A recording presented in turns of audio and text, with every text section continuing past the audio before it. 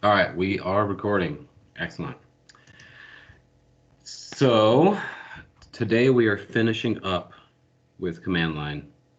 I know we just got started and there's a whole world at our fingertips and we're about to leave it, but that's okay. We're just using it to learn concepts and to get over our fear of the command line before we get into R. All right. So I want to do a review of file paths and wildcards. I want to talk about the find command. We'll practice with grep today, and we'll talk about how to practice. So strategies for how to kind of go out on your own, branch out, and learn things. And then we're going to go through for loops, which is a pretty common, useful computer science technique, or programming technique, at least. All right, we'll chat about assignment 2. It is due 11:59 p.m. on Friday. And then I want to talk more about practice and how you guys are doing on that. Okay, so that's the plan for today. I'm going to try not to go over again. 2:15 is our cutoff. I realize that now. Apparently, I hadn't looked at the schedule at all before this morning. All right. So file path review. Somebody please explain to me the difference between an absolute and a relative file path.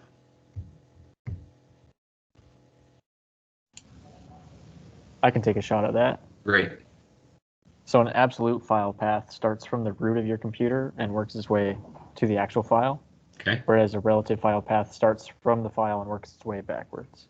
So that would work on anyone's computer. Almost. Almost.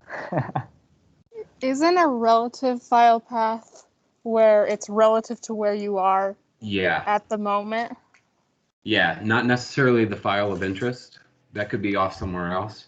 The relative file path starts where you are. What do we call the one that's off somewhere else as opposed to? It's just some file. Okay. Yeah. And there are directions to get to that file. One way you can do that is absolutely. So giving it complete directions starting at the root. The other way is how to get to that file from where you are right now. Relative file paths are going to be what we use for the rest of this class because they let us share stuff. We have a few things in common on all of our computers. We all have a data course on our desktop that has, even though it's named something different, it has the same file structure. It's got a directory called assignments, and inside of assignments is assignment_1, assignment_2. So we've got all that. We also have something called data in there, and that's got all the data we'll be using for the class. And so if you are in your data course folder in assignment 2, the directions to get to a data file are going to be the same on everyone's computer, as long as we do it relatively. So if you're working in assignment 2, the directions will be how to get to methane.pdb or whatever it is we're using from the assignment 2 folder. Does that make sense? And to do that, we're going to have to go up into a couple parent directories. How do we symbolize back1 in a file path? ... Excellent. Okay. Now, how would I list all the files that end in txt in a given folder?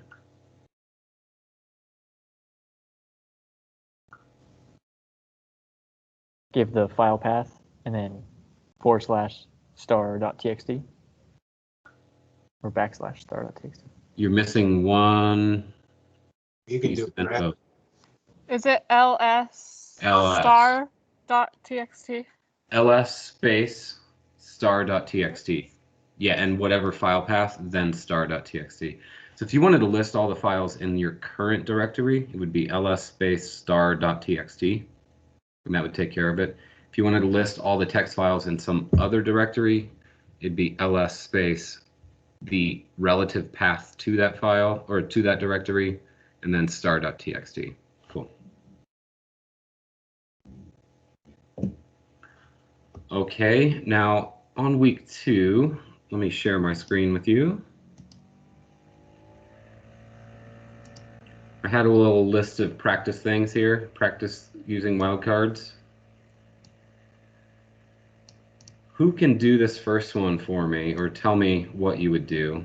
Write a command using wildcards that lists only the files ethane.pdb and methane.pdb in data shell molecules directory.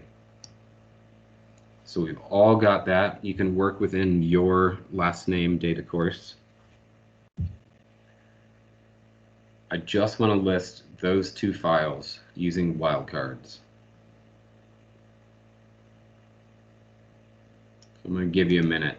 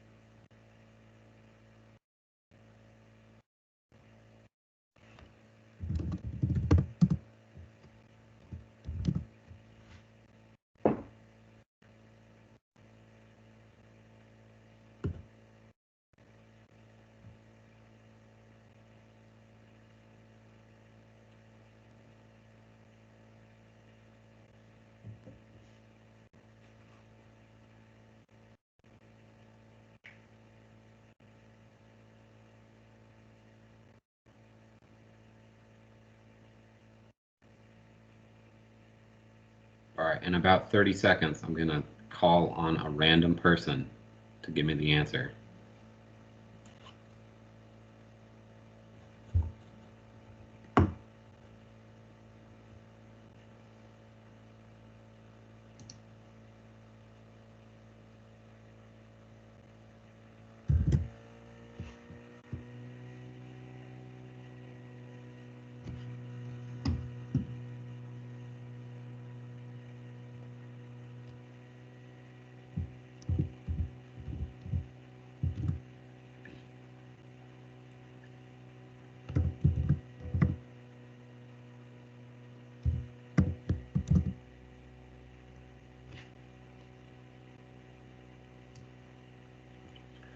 All right, I've got a random number generator here.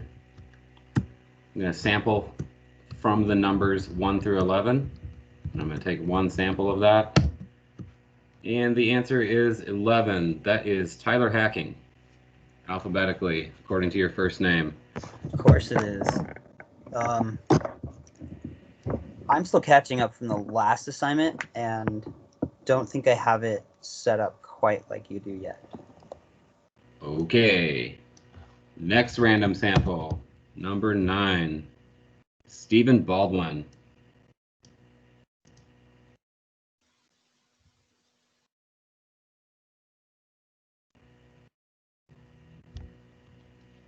You might be muted, or I can't hear you if you are talking.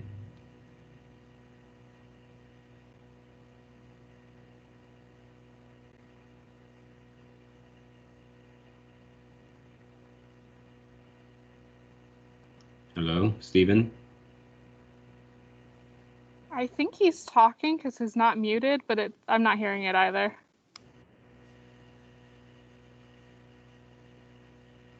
All right, we're coming back to you two. You're our next volunteers. He talked in the chat. Oh. Excellent. Let me see. All right, if you can type it into the chat, that'll work.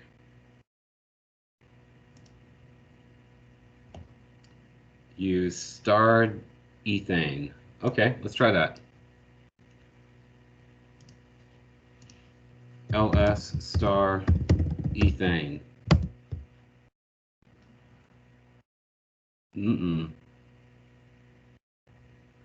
Cannot access ethane, no such file or directory.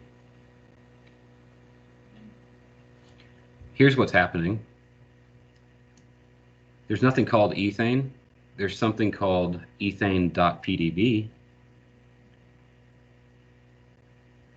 And you basically told it, find something that starts with anything or nothing and ends in ethane, and it couldn't find that. So you could say ls star ethane.pdb, and there they are. Or another way of doing it, if you wanted everything that had ethane in the name and you don't care what the file extension is, you could do ls star ethane star. That'll match anything after and anything before ethane. And that gives us both of them. All right. What if I just wanted to list pentane and propane?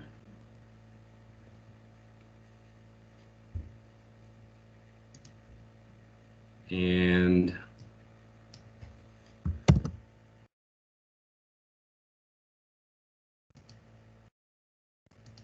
that question goes to Lacey Bowen. Pentane and propane. I'm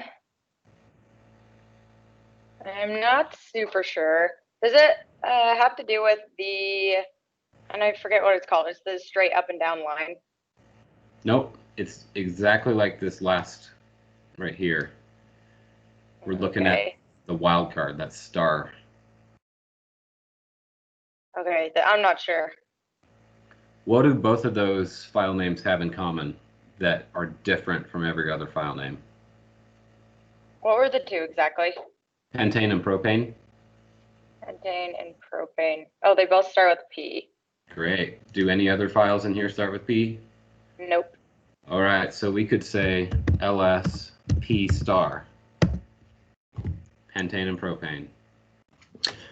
Got a couple questions. Great. Let me plug in my microphone first. Okay.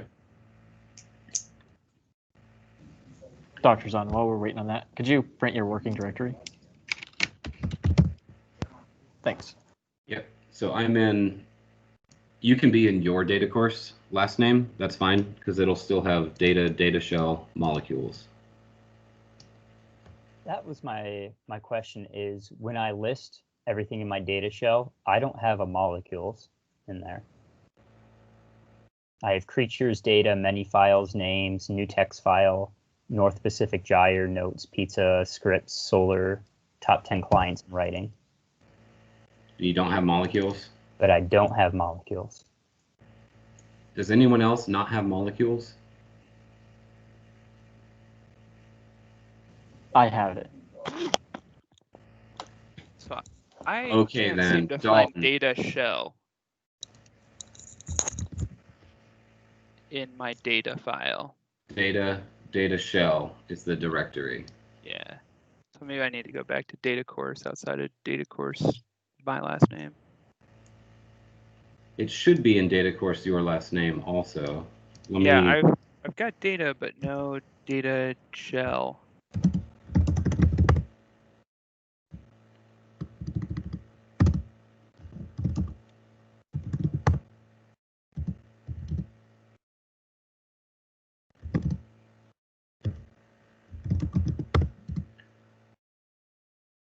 Data shell.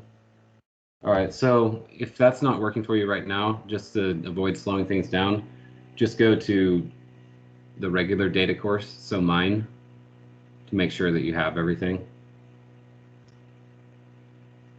Got it, on my way. All right.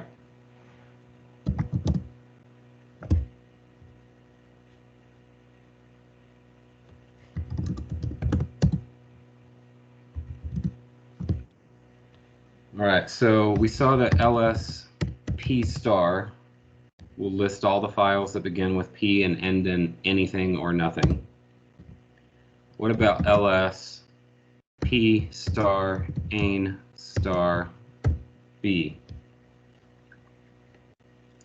What's that going to do?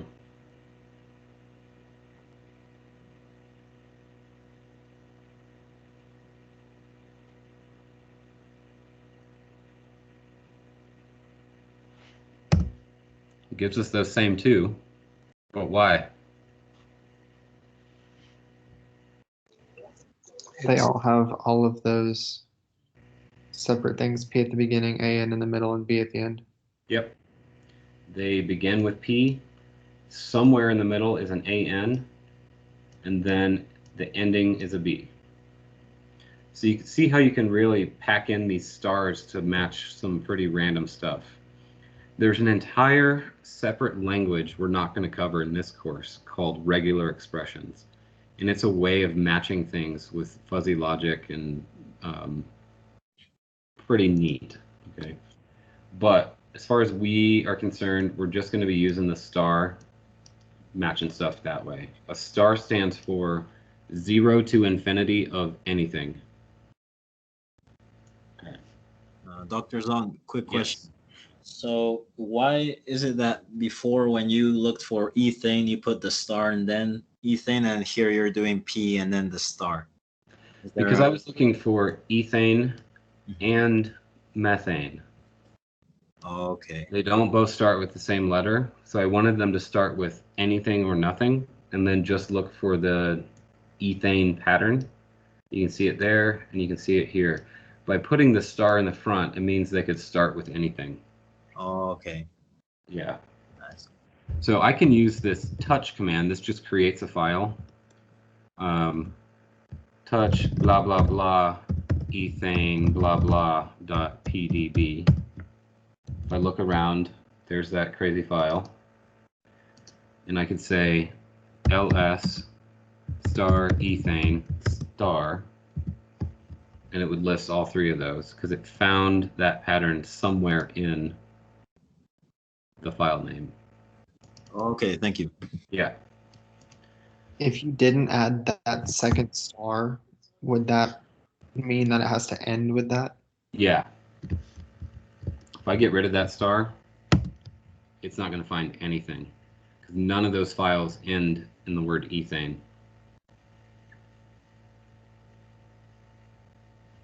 I mean, these two look like they do, but they actually end in .pdb.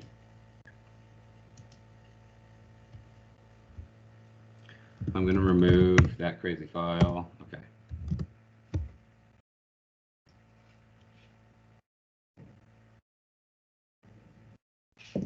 Okay, so now I'm going to go cd ... So I'm going to back up one. I'm in data shell. I look around.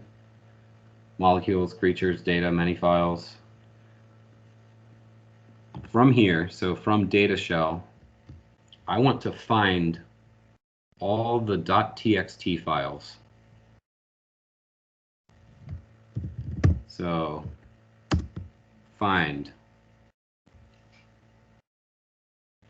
Now find is kind of a tricky command. It's got pretty specific things that it wants to see from you. The first thing it wants to see, and it has to be the first thing that you tell it, is what directory to start in. So here on this picture, if I'm in John and I say find dot, that means start in John, and it's going to go downstream. So it's going to look in HW1, it's going to look at that file, it's going to look at all the files in HW1. So wherever you start your find, it's going to move down through all the folders that you tell it to. Okay. So if I say find dot, that means it's going to search in data shell. It's going to search in data shell slash molecules, data shell slash names, data shell slash script. It's going to search all these directories recursively. So find, then you tell it where to start, and then you tell it dash name. And so this is the pattern you're looking for in quotes. Star.txt. All right. Does that make sense so far? If not, yell at me.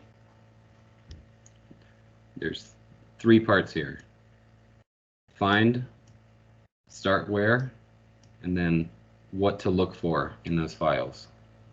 The find command will find files and directories for you. You tell it where to start looking, and then you give it a name to look for. The dash name delineates it based on the text of the file. The dash name lets you give it a pattern to search for in file and directory names. Okay. Here, the pattern is anything that ends in .txt. So what are the quotation marks for? Is that specifying the name? That's specifying the pattern that I'm searching for. Yeah. Okay. And look at that. It spit out a ton of files for me. Whoa. These are all the TXT files. What's fun about Find is that it goes ahead and gives you the relative file paths to each of those. That can be pretty useful. So I know that in the data directory, and then inside the PDB directory, there's something called newfile.txt. In North Pacific Gyre /2012-703/ there's a file called nene01971z.txt. And so it's given me the directions to all the files that end in .txt downstream from where I am. Okay. If I just type in find dot and don't give it a name to search for, it's just going to find everything. Okay. So here it's showing me all the files that are in the data shell directory. All right, some of them end in TXT, some of them end in CSV. Okay, so that's why we like to specify the name star.txt. Okay. How do I get a word count for the number of lines of a file?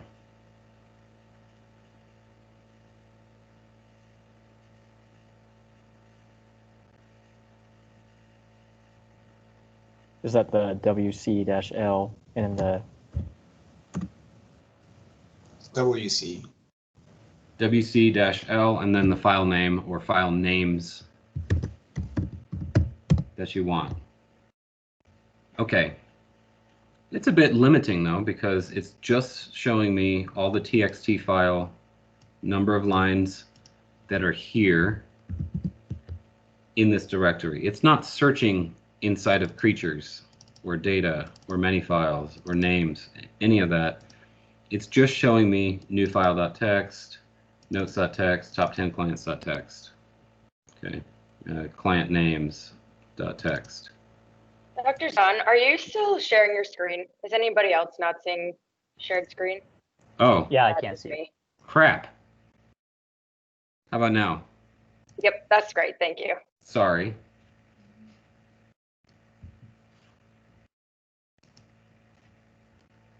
All right, so WC-L star.txt will give me the word count of all the TXT files that it currently sees in that directory.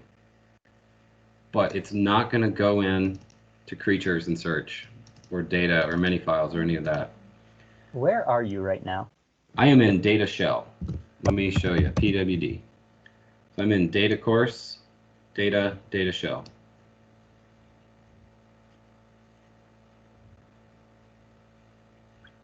I would recommend that you get there as well. So really quick, just to double check, LS, like it's shown on your screen, it lists like the sub files and where everything else is found, and the find goes into every single one pretty much and prints everything out. Is that the main difference? The main difference with find is that it's going to search through all the subdirectories and all the subdirectories of the subdirectories and everything downstream from where you tell it to start looking. Whereas LS ls star.txt is just going to show me the files that it can currently see in that directory. It's not going to go into these directories and look for those files. Okay, thank you.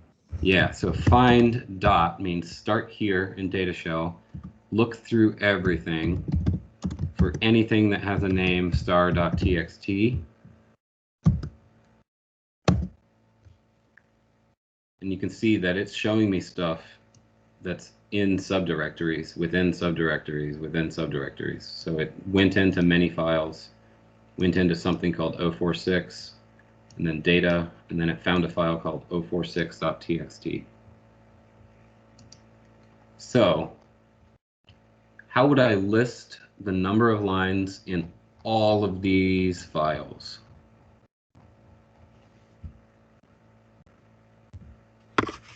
You would pipe it into the word count command. Let's try that.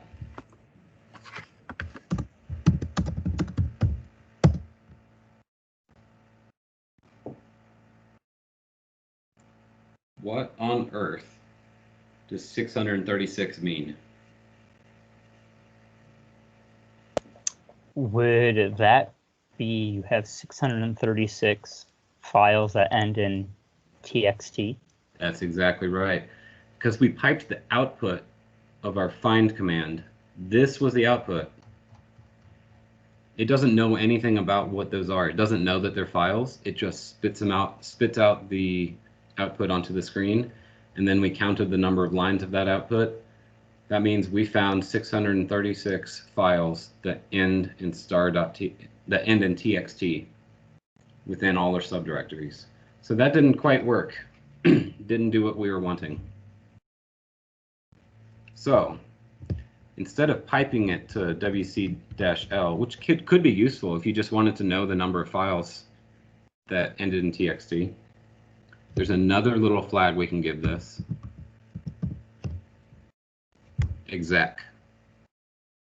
Okay, short for execute. So we're going to find, starting in this current directory, things that have a name that matches this pattern, and then we're going to execute some command on them. As a matter of fact, I'd like to execute wc-l, and then this is where find gets annoying. There's no easy way to remember it other than memorizing. Open and close curly brackets, then a space, then a backslash, and then a semicolon. Okay, right? I'll walk you through this. We're going to find stuff starting in this directory that has a name matching this pattern, and then we're going to execute wc-l on all those files that we found. That's what the curly brackets represent. So we're going to do wc-l on all the files that we found, and then this means end of command. This took me like 2 weeks to memorize. It's best if you just write it down and have it handy. Dr. Zahn? Yes. So this probably goes a little bit back, but the dot, you're doing a single dot because you're talking about that directory, and a double dot would go back. Yeah. Okay, and so could you do a triple dot or anything Nope. like that? Okay. There is no triple dot. You do the slash. If I wanted the find to start in data course, yeah, I could do a dot dot. That'd be fine. Okay. You can give it any relative file path to start in. Okay.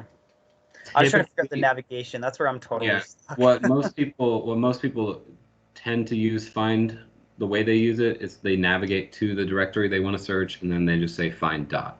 Okay. It tends to be the most common use of it. But you could say find and then give it a relative file path to anywhere on your computer and tell it to start looking in that directory. Okay. So if I run this, starting here in data shell, going downstream in all the subdirectories for names that have .txt at the end, and execute the word count -L on all the files, and then end my command. Boom. There's the word count, or the line count, of writing haiku.txt. Here's the word count for many files /046/data/046.txt.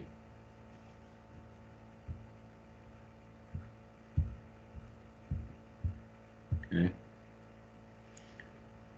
So find -exec is a pretty powerful tool. It lets you not know the names or not know the file paths to the files you want to work with. It'll just match names, and then it'll execute any command you want on those files. That's pretty handy. Can you show me an example of, let's say, we're in data course using the wildcard to travel, I guess, how would I phrase this? To essentially from data course, like we're in it, do the ethane thing where we find something just from ethane. So show me how I would travel in the code line, not actually, going there, but directing the command line to say, hey, look in this, then look in that, then look in molecules, then use the wildcard to find just ethane. Yes. All right, so right now I am in data course, the main hub. And let's say I wanted to search in data shell molecules. Okay. So I would say find, starting here, data shell molecules. Does that make sense so far? So I've said, I want you to find something, and here's where I want you to start. Here's the directions from where I am to the starting directory. This is just start here, go into data. In there, you'll find data shell. In there, you'll find something called molecules, and that's where I want you to start. Now, I want ethane star. I'm going to put that in quotes. There it is.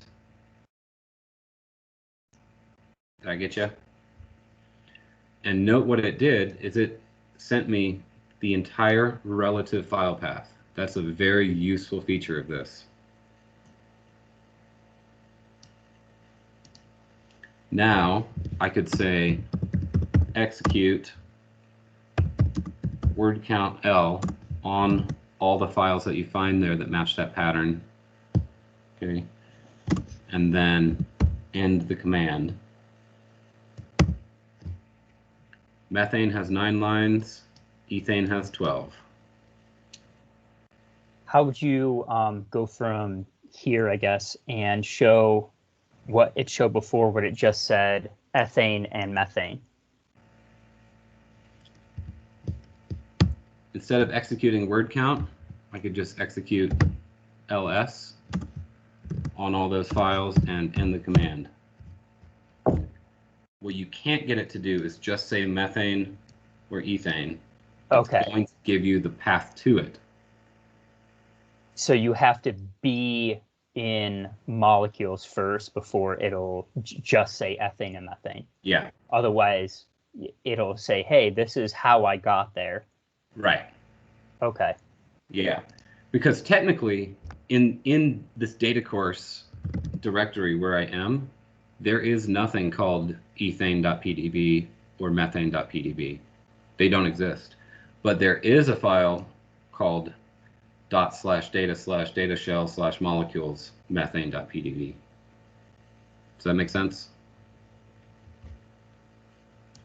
Every file on your computer has an implicit path to it at any given moment.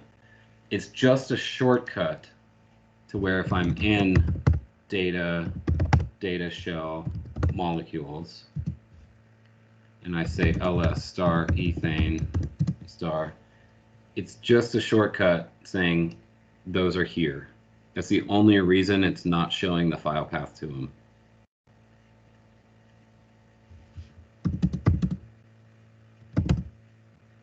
Okay. So find exec, very powerful, but it can become even more powerful. Let me go into data.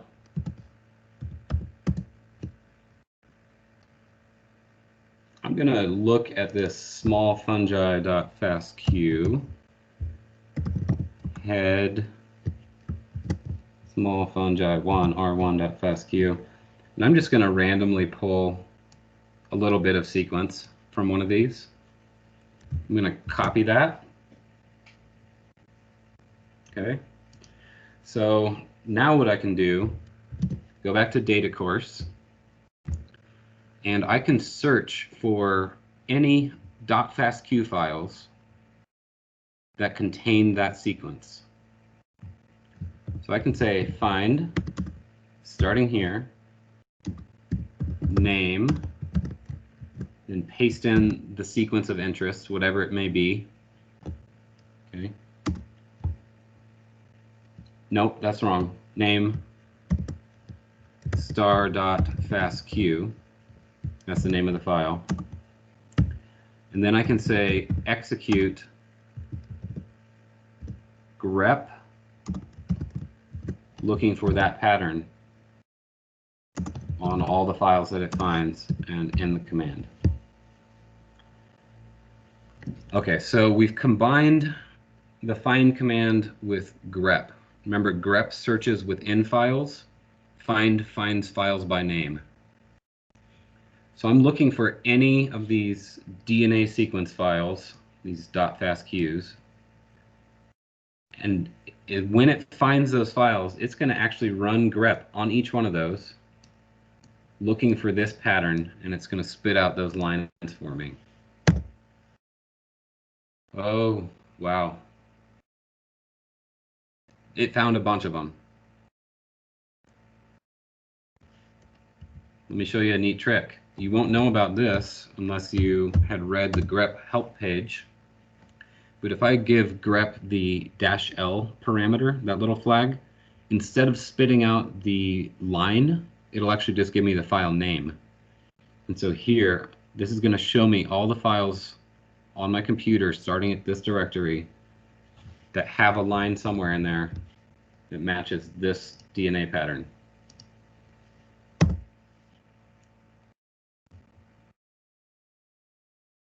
There's a bunch. Okay. So I could change this fastq to fast star, meaning it'll find fasta files and fastq files. Those are the most common two DNA sequence file types. And I'm going to search for any file that has A.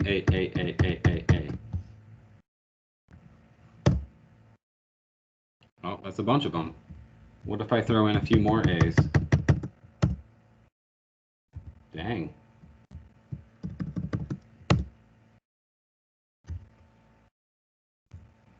Okay, what did this last command here tell me? When I ran it, it gave me some information that I didn't have before.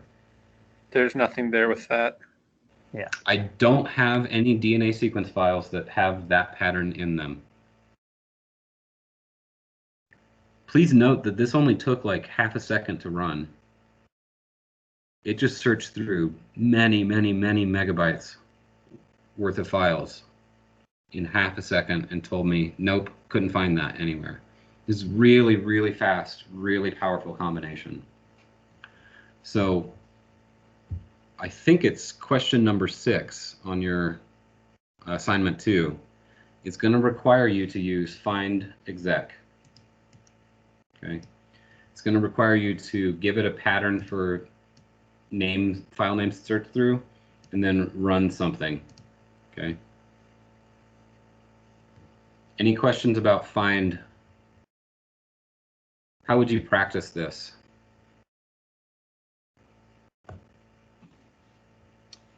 I guess. Oh. Well, give me an error. I just did it live in front of you. I was practicing find. I hit the up key, I go in, I change the pattern, A, C, C, C, C. I find some files. I go in here and I change grep and add some new flags to it. What does grep do again? It searches inside of a file. Okay. So you're finding a file and then searching inside of it. And what is the -A1? That's a new parameter? A new parameter. The only way to find out what that is, besides asking me, is to Google it or look at the help page. I'll tell you though, B means also lists lines before the pattern that you matched. And A, capital A, means also list lines after. And so what I've done here is basically said, find this pattern, list that line and the line before it, because the line before it contains the name of the sequence. All right. So there's all the sequences in all my files that have this pattern in them. Okay. So the way to play around with this is to do Google the grep help page and try out some of these flags. Right? I hate to break it to you, but this is really how you have to learn this stuff. I'm getting you over the hump of how to start working with it, but if you want to start using it usefully, this is how everyone learns. You just look at the help file, Google it or whatever. You could say bash grep manual in your Google search, and the first hit's going to bring you to this. Okay, list files with matches. List files that don't have a match. Okay, here's a little v, invert the match. So only list the lines that don't match that pattern. Right? There's all kinds of little flags you can give grep to really hone the results that you get out of this. If you combine find and grep, you can search through thousands or millions of files and look for patterns in them really quickly and get exactly what you want. Okay. So that's find. There are related tools in R that we'll be using. They're just written differently, but it's the same principle, right? We tell it to find some files, we tell it where to start, we tell it the pattern to look for, and then we tell it what to do with those afterwards.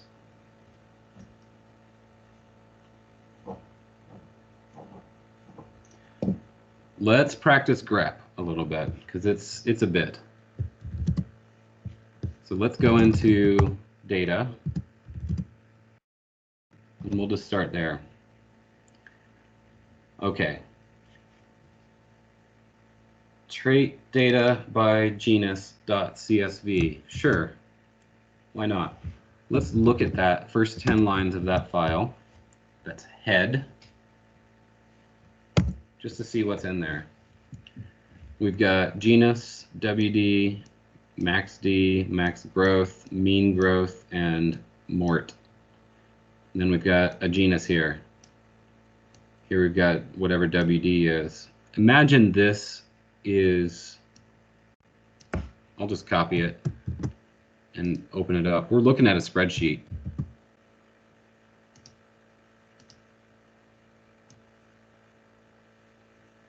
Right there. Genus WD max D, Abarima 0.555. The max D for Abarima is 557.05. See how the comma's just separating everything? It's separating all the columns. Is that clicking with you?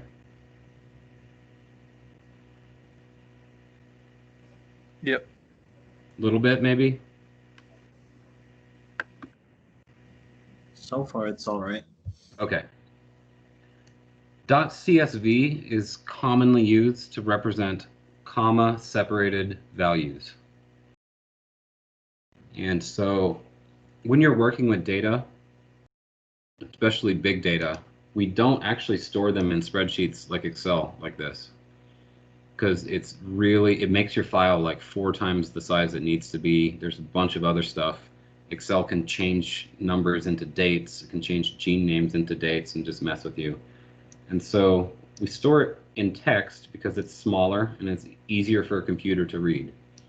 And so here we're just saying each new line is a row in a spreadsheet. Each comma separates the columns of a spreadsheet. This is a really, really common data format, is a .csv. Okay? It just means comma separated value. And so here we're looking at basically a spreadsheet, and that's what is in trait data by genus.csv. You can open a CSV file with Excel and it comes in looking like this, okay, which is really handy for looking at the data, but computers don't want to see that. The computer wants to see this because it works line by line and it's perfectly capable of separating things based on a comma. Okay, so let's use grep here. I want you to just list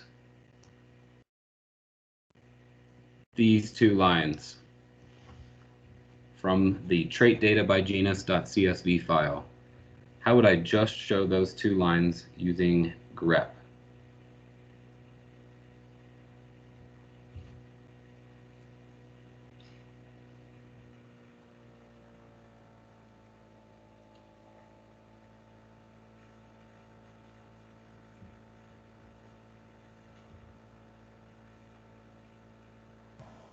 Do you do head and tail on this?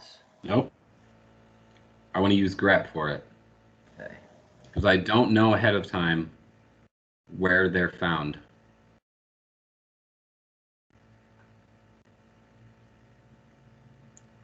What do those 2 lines have in common with each other that nothing else has?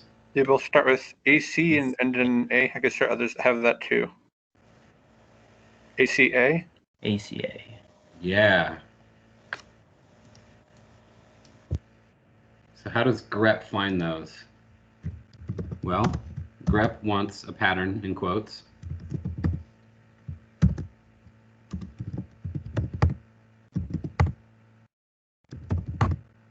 And then it wants the file to search in. Why don't you put the star in like you did last time? You can. It doesn't actually affect it. Because it's just looking for this pattern anywhere on a line. It doesn't, by default, grep does not care where you find it in the line. And look, there's my 2 lines. And my grep is actually coloring the part that matched in each one of those. Quick so question. you would use the star in find? Yeah, use the star and find. Okay. Now, when I did AC a star, what happened? They showed all the ACs as well. That's weird. Why? It's because this is actually a different programming language you're using. grep stands for Generalized Regular Expression Protocols or patterns. And regular expressions is its own computer language that I am not wanting you to learn at this point. Okay. But the short of it is that when you use a star, it's actually saying it can be an A or anything for infinity. Okay, that makes sense. So ACA without the star definitely just finds capital A, lowercase c, lowercase a in that order anywhere. If I were to type in grep CIA, all lowercase,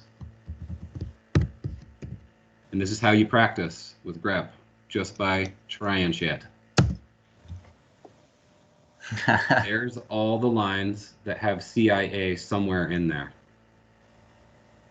And that's what you did with the sequence numbers before. Mm-hmm. Okay. Question. Okay. So does grep look for, so we specified a file for grep to look for. Can it just look for any file that we have specified that's below where we are at? That's what find exec grep does. Okay, so normal grep is just a directory that we are in, can find stuff. Yeah. All right. I mean, I could send it somewhere else, right? So I could send it back one into exercises, and then 05 missing values dot R. And so here it's going to search for any line of that file that has CIA in it. So you can tell it where to go if you want. Oh, there's nothing. But if I tell it to search for a lowercase p in that file, oh, there's seriously no lowercase p in there? I guess that's possible. Oh. Who knows what's in that file? Let's see. A T? Cat. Oh, there's not much. There is a capital X, and there's a NA.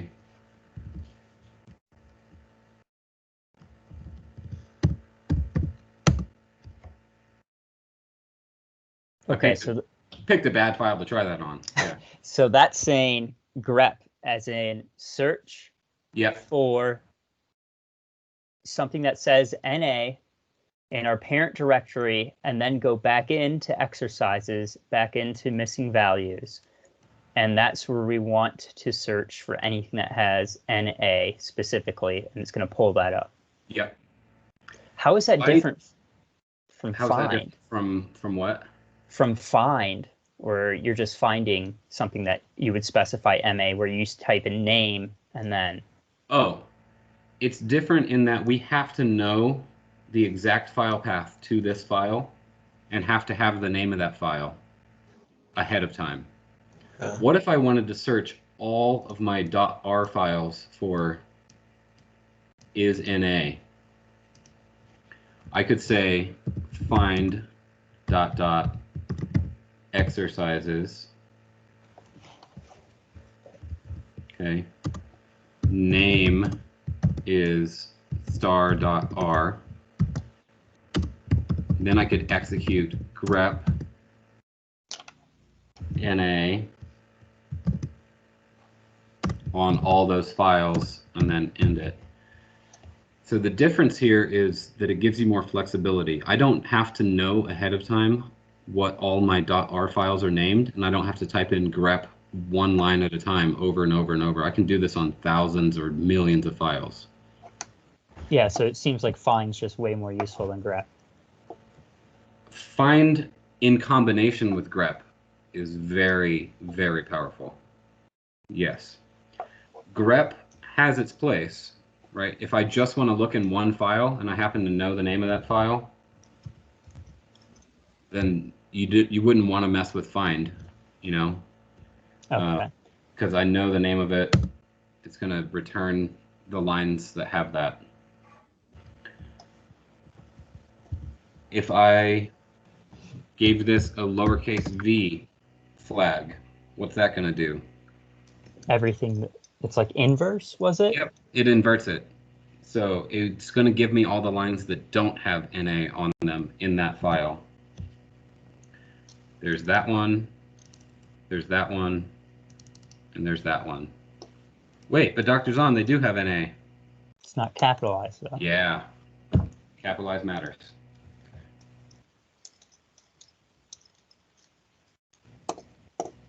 You can get real weird and put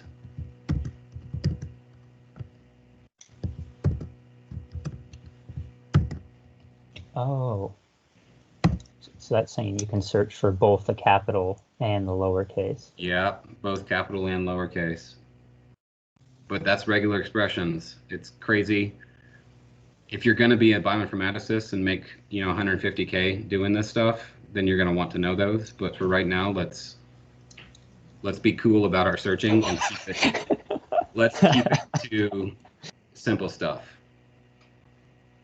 Okay, so that's grep, and the way I practiced grep, the way I learned grep was just playing with it, right? What does the V flag do? Let's look at the output. Does that make sense to me? What does the L flag do? Does that make sense given the help file? What if I change this to a capital N, right? Can I send it to a new place, not where I am? So this is how you get the muscle memory, is by just hitting that up key, altering things, right? So is what we were doing before using find to find a group of files and then piping that outcome into grep to saying, in all of that group of files, we want you to specifically look for something that grep we specify. Is Yes. that what we were doing before?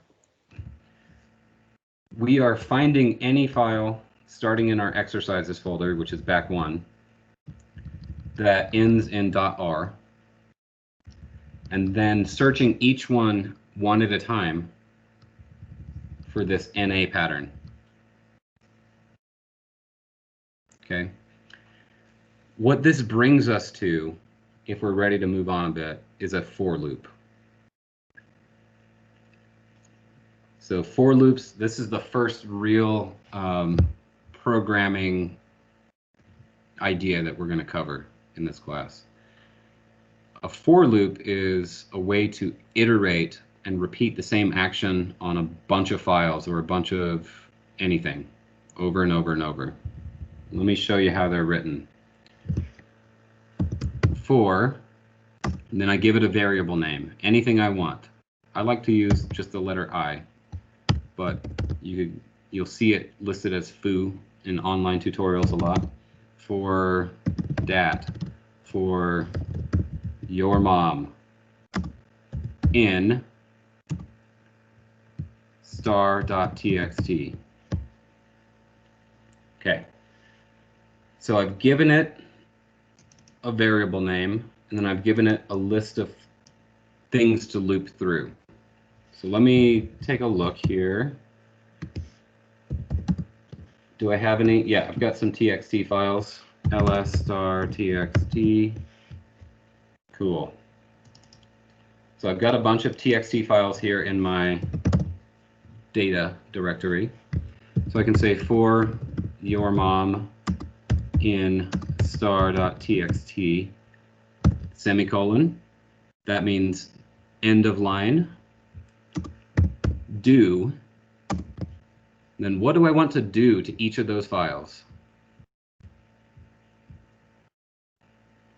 We could do a word count L on them. We could do echo on the file name. Let's try that. Echo, and then weird one, $ your mom.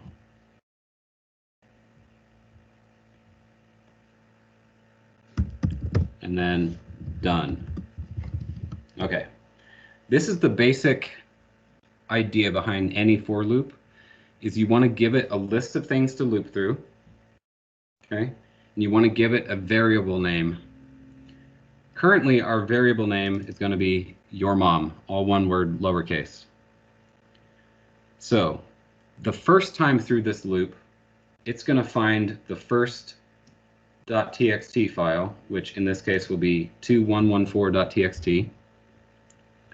Okay, it's going to find that file, and it's going to assign that file name to be the value of your mom.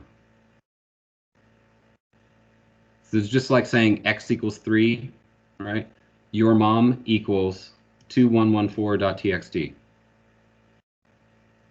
When I put a $ in front of it, that means I want the current value of your mom. So what is $txt the first time through this for loop? Or $your mom? What does that variable equal the first time through the loop? 2114.txt. Yep. And then what are we going to do? We're going to echo that to our screen. So it's just going to print it out. And then it's going to be done. Okay, but the for loop's not done yet because it's only done its job on one of the things that we gave it. We gave it all of these file names. All right, the next time through, so second time through the loop, what does $your mom equal? Messy CO2. Messy CO2 data dictionary.txt. Third time through, it'll be this one. Fourth time through, that one. So if I hit enter here, it's just going to print them out one after the other. That's not super exciting, I understand, because it's really the same as us doing ls1 star.txt. List all the files, one per line, that end in .txt. It did it. We just did it a different way. For I in 1.10. That's shorthand for the numbers 1 through 10. Semicolon. Do echo the value of I. Done. Oops.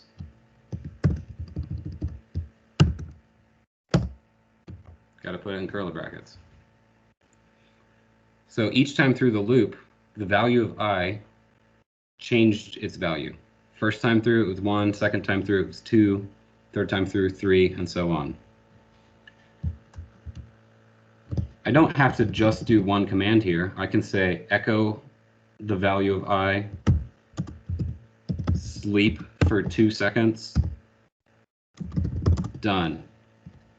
1, 2, 3.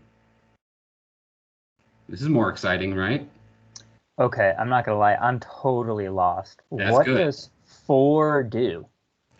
For lets you give a variable name a bunch of different values and perform some action using that variable based on each of those values in turn. So here, I've given it a variable name called I. So does that matter at all, whatever that you put in that space? Nope. It can be your mom, it can be I, it can be who. For your butt in 1 through 5, echo your butt is. So, Dr. Zahn, perhaps I would understand it better if we just did it in algebraic terms. I. That's not going to work.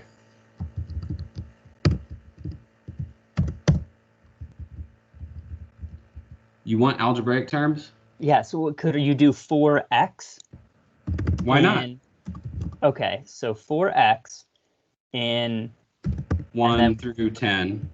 So that's saying for whatever. So we've given it 10 possibilities. 10 potential values for x. Okay. Okay. Now the first time through the loop, the value of x is going to equal 1. The second time through the loop, the value of x is going to equal 2. Follow me so far? Okay. Right? What is this loop being applied to? Anything you want to do. Okay. You can search for files with for. So I could say for x in 1 through 10, grep L. So find files that have the line, the value of x. All my txt files. Done. All right. The thing here is that we give it the variable name without a $sign. When we add a $sign to that same variable name, it means the current value of. So this for loop is going to run 10 times because we gave it 10 possible x's, values for x. First time through, x is going to equal 1. Second time through, x will equal 2, so forth. Each time through this loop, it's going to do something, and it's whatever we told it to do.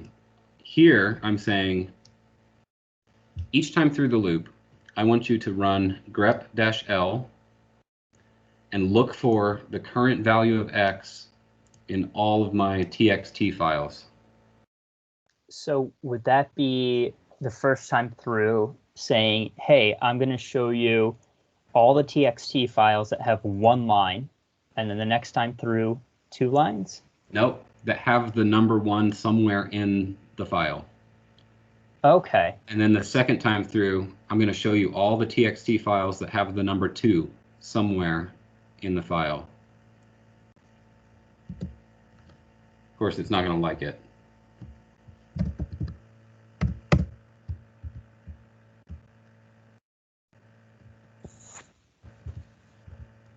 Does it matter if you do at the end space done or no space done? No, it doesn't matter. I'm screwing up the syntax here somehow. Let's do something easier. Let's work on, instead of 1 through 10, let's work on file names like we'd started before. So if I say ls-1, that means list 1 per line star.txt. Here's some files. So there's our 2114, our messy CO2. Okay, so if I say for x in star.txt, do word count L $x, done. What is that going to do? That's going to just show you every txt file or the lines for them. The line count. The first one it shows me will be the number of lines in that one, because that's the first value of x. This is the second value of x. Okay, so it's going to do the stuff in here. It's going to do anything between the word do and done for each loop. So there's our answer.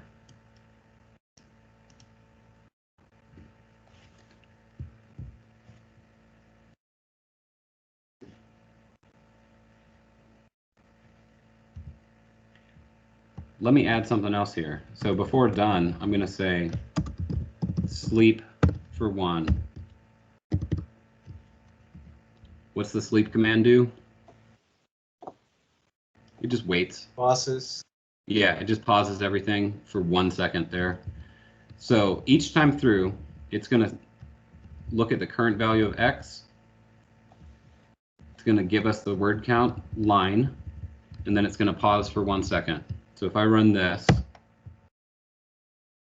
you can kind of see it in action.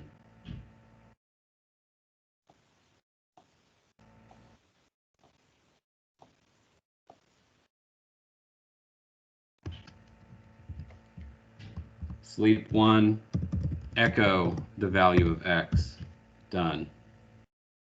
So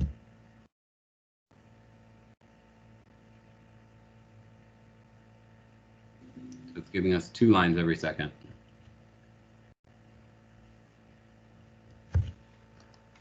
So the first time, or the first thing it did was give us the number of lines in the current value of x, and then it echoed the current value of x.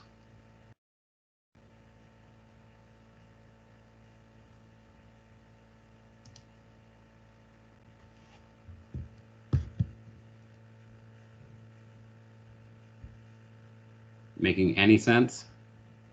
It's making more sense. Okay. Perfect. It's conceptually really tough at the beginning. When it clicks for you, you're going to go, Oh, right. Okay. And so it's doing that all in the directory that we're in, right? Yeah. Mm-hmm.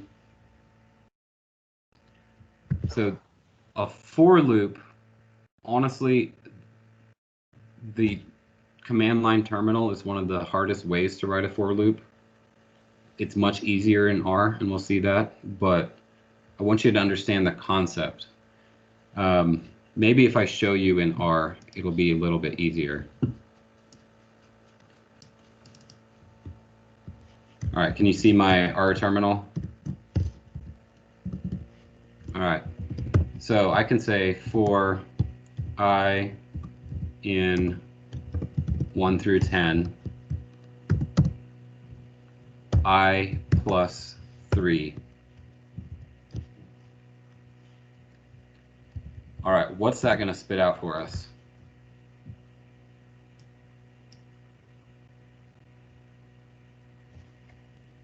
Four, 5, 6, etc.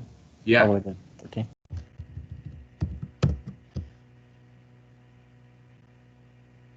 Oh.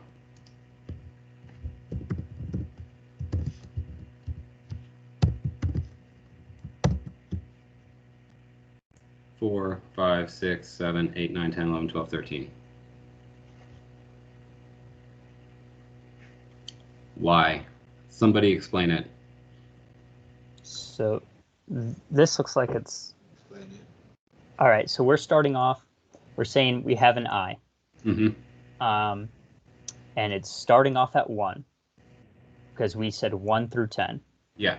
And then you're saying print as in show it, I assume. Yeah. And then plus 3. So 1 plus 3, 4. Yeah. 2 plus 3, 5. 3 plus 3, 6. And so on through 10. Yeah.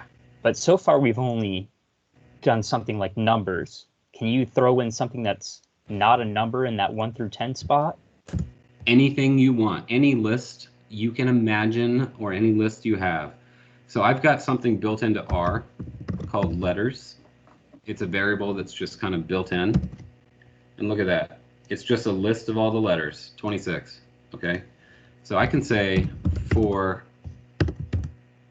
I in letters, and it knows what those are, do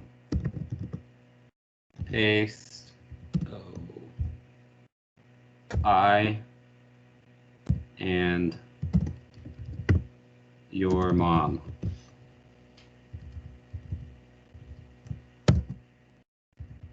Oh, once again, print.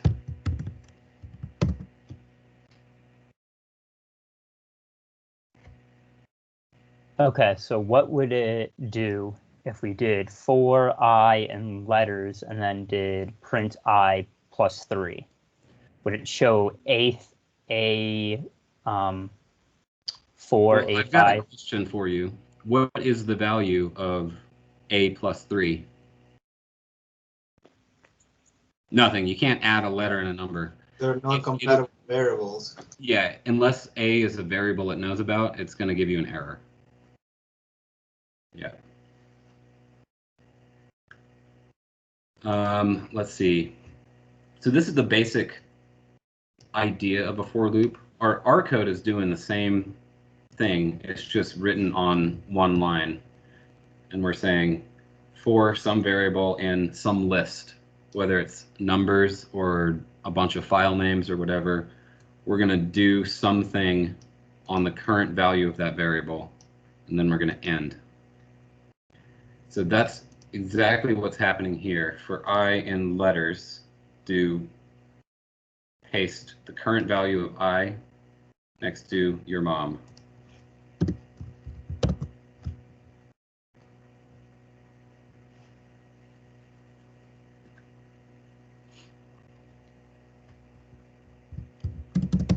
I could say for I or for X in 1 through 10. I can't add letters and numbers, but I can definitely paste them together. Print, paste your mom is I inches tall.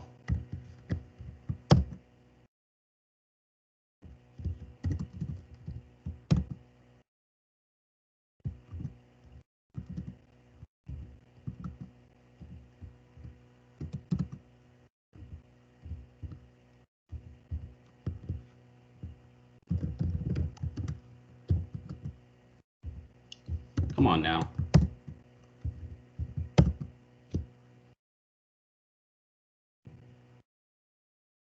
Oh, right. X.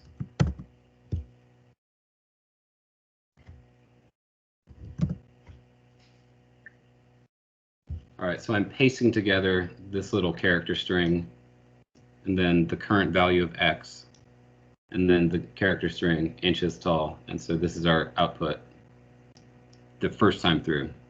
Second time through, the value of X has changed. It's no longer 1, now it's 2. And so the next time through, it'll be 3.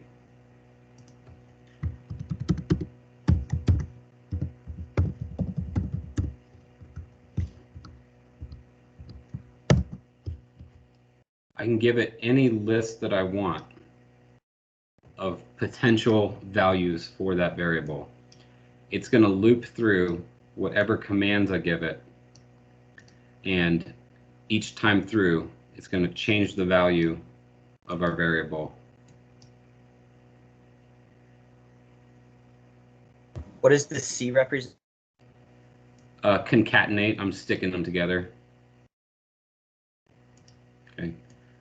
I don't need you to learn this in ARIA. I think maybe it's just an easier way to show you the concept.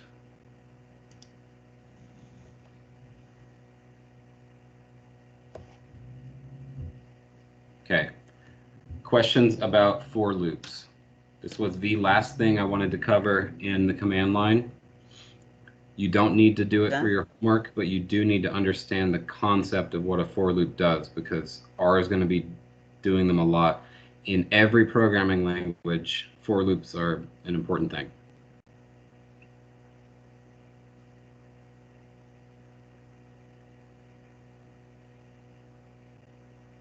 I think we're past time, so you can leave if you want. I'll stay around for a little bit to answer questions.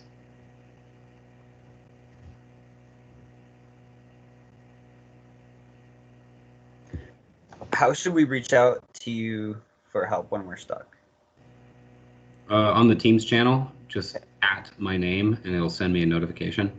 Okay. Cool. I sent you one. Okay.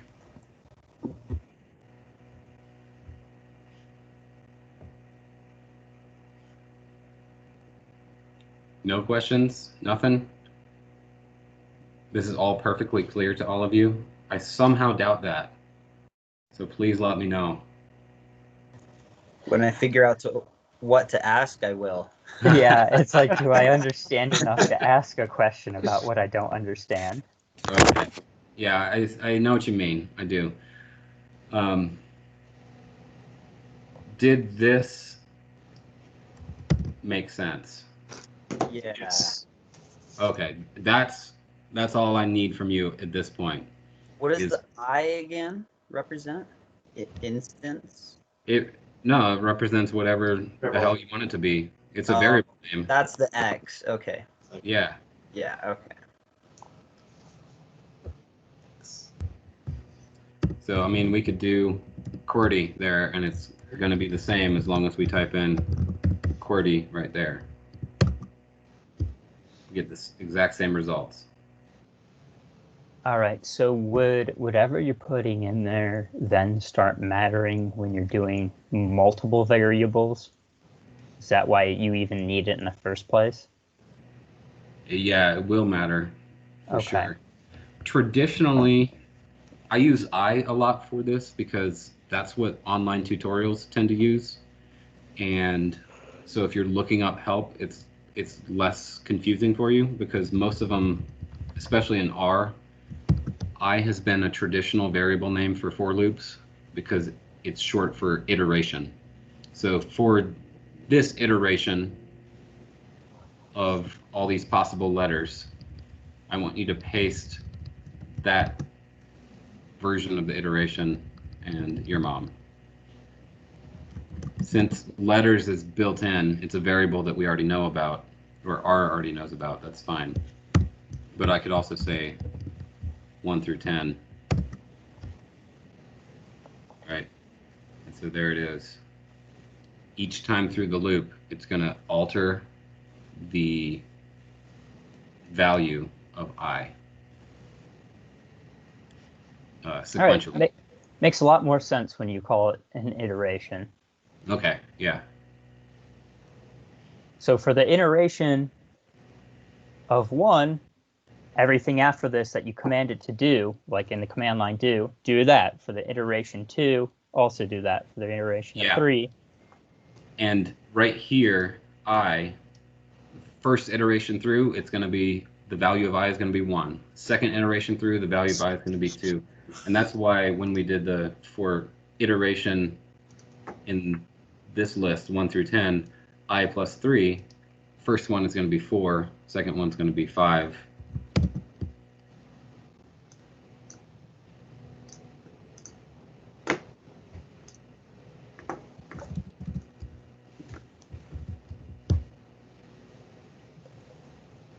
All good? Okay. For those of you still here and those watching this after the fact, your homework is to practice the crap out of this stuff. All right? I want you so comfortable with CD, LS, copy, cut, right? Word count L, all that stuff. I want it to be second nature. I want you to see a file path and know what those .. /.. actually means. I want you to be able to cat the contents of a file in another folder without moving to that folder by giving it a relative file path. I want you to try out grep, see what it does, look for files. Practice the find command, looking for files in other folders, not just find dot, but like find wherever. Okay.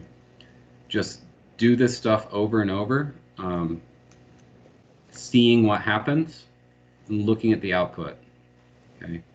Looking at that output is going to be your clue for what the command you just typed meant. Okay. So that's how you go from just learning recipes for coding to learning how to learn how to code. It's by learning how to relate that output to what you just experimented with. We're going to be doing a lot of experimentation in here. I've got a few things set up for you. It's just to get you started though. So your practice, exercise 1.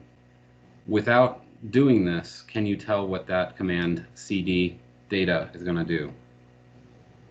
Probably. If you're in the data course directory, that's going to just change your directory, and now you're going to be in the data directory. Okay. What about this one? Cat mushroomgrowth.csv type cut f1 comma 3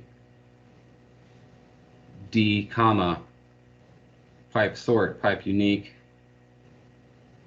redirect mushrooms.txt. I forgot. Yeah.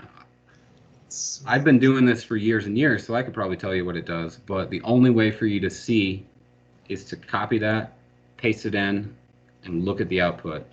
Then go in and mess with it.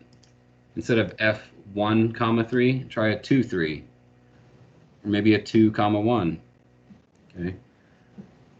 See what it does. And then this one we haven't learned. We haven't learned it on purpose, but I want you to practice looking, like typing the stuff in and seeing what it does. So if you copy and paste that, what's it doing? Okay. So there's an exercise. Then we've got exercise 2. This code is out of order. I want you to put it into order to accomplish this problem. Okay. And then there's a find exercise. All right. So this starts in the data shell names directory. There's a bunch of subdirectories in there. I want you to use find to accomplish these 3 things. All right. That's just to get you started. Practice outside on your own just by screwing around. All right? You're not going to hurt anything in your computer as long as you stay in your data course directory. It's fine. All right. Well, I will see you all on Monday. Don't forget your assignment. It's due Friday night. Assignment 2.